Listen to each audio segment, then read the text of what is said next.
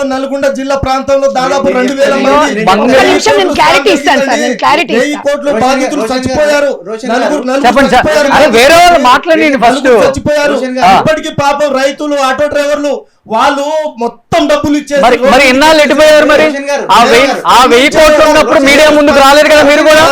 ఆ 1000 కోట్లు ఉన్నప్పుడు మీరు మీడియా ముందుకు వచ్చారా? ఈ రోజు మంగళి అనగానే ఎందుకు వచ్చారు మీరు? ఎందుకు వచ్చారు మీరు?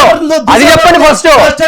కాదు కాదండి, ఆ 1000 కోట్లు ఈ రోజు 1000 కోట్లు అని చెప్తున్నారు కానీ కాదండి, మీరెందుకు ప్రెస్ మీట్ పెట్టలేదు?